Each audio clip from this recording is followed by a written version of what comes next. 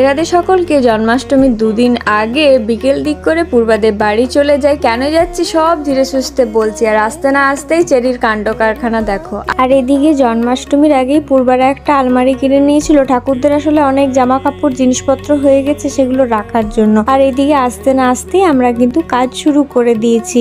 ঠাকুরগুলোকে বেদি থেকে নামিয়ে বেদিটা আপাতত সাজানো হয়েছে, কিন্তু দোলনাটাকে যত তাড়াতাড়ি দেখে মনে হচ্ছে যে চুটকি বাজাতেই সাজানো হয়ে গেছে, ততটা কিন্তু তাড়াতাড়ি হয়নি।